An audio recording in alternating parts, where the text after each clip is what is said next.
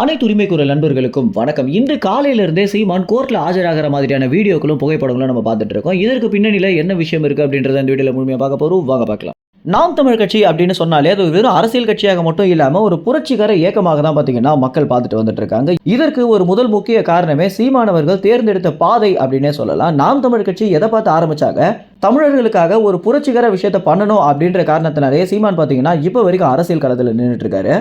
இதன் வெளிப்பாடாக தான் தற்போது தமிழ்நாட்டில் எந்த ஒரு பிரச்சனை வந்தாலுமே மக்கள் பார்த்தீங்கன்னா அரசாங்கத்தையோ அரசு அதிகாரிகளையோ அணுகிறதுக்கு முன்னாடி நாம் தமிழ் கட்சி அந்த ஒரு இடத்திற்கு வந்தாலே போதும், எங்களுக்கு தீர்வு கிடைச்சிடும் அப்படின்ற ஒரு மனநிலைமை வந்திருக்காங்க. இதற்கு முதல் முக்கிய காரணம், மக்களுக்கு ஒரு பிரச்சனை அப்படின்னா சீமானவர்கள் உடனடியாக களத்தில் இறங்கி போராடுறதுனாலேயே மக்களின் நம்பிக்கை நட்சத்திரமாக சீமானவர்கள் மாறி இருக்காரு. இப்படி புரட்சிகர வேலையை பண்றதுனாலேயே சீமான் மேல பாத்தீங்கன்னா கிட்டத்தட்ட 100க்கும் மேற்பட்ட வழக்குகள் இருக்கு அப்படின்றத சீமானே செய்தியாளர்கள் சந்திப்பிலையும் சொல்லியிருக்காரு.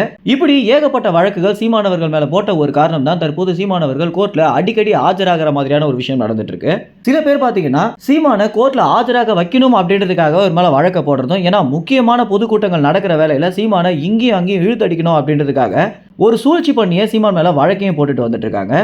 இப்படி ஏகப்பட்ட வழக்குகள் சேர்ந்துடுச்சு அப்படின்ற காரணத்தினால சீமான் அவர்கள் என்ன பண்ணியிருக்காரு அப்படின்னா, இனிமேலும் நம்மளுடைய வழக்கறிஞர்களை மட்டும் அந்த இடத்துக்கு அனுப்பி வச்சா போதாது அப்படின்னும், இந்த மாதிரியான வழக்குகளை நம்மளே இறங்கி முடிச்சிடலாம் அப்படின்னு திருச்சி, மதுரை, திண்டுக்கல் இது போன்ற மாவட்டங்களில் இருக்கக்கூடிய நீதிமன்றங்களில் எத்தனை வழக்குகள் இருக்கோ அது எல்லாத்தையுமே முடிச்சுட்டு சென்னையில் இருக்கக்கூடிய வழக்குகளை மட்டும் நம்ம பொறுமையாக முடிச்சுக்கலாம் அப்படின்ற ஒரு மனநிலைமை சீமான் அவர்கள் பார்த்தீங்கன்னா இந்த வழக்குகளை முடிக்கிறதுக்கான வேலையை பார்த்துட்டு வந்துட்டு இருக்காரு. ஏன்னா 26 தேர்தல் நெருங்க பல இடங்களில் பொதுக்கூட்ட வேலைகள் இருக்கும் அப்படின்ற காரணத்தினால இவங்க அந்த மாதிரி தருணத்தில் பொதுக்கூட்டத்தை தடுத்து நிறுத்துறதுக்காக கோர்ட்ல ஆஜராகணும் அப்படின்னு சொல்லிட்டாங்கன்னா நிச்சயமாக பொதுக்கூட்ட வேலைகள் பாதிக்கப்படும் அப்படின்ற காரணத்தினால சீமான் அவர்கள் பாத்தீங்கன்னா இப்படி ஒரு அதிரடியான முடிவு எடுத்திருக்காரு.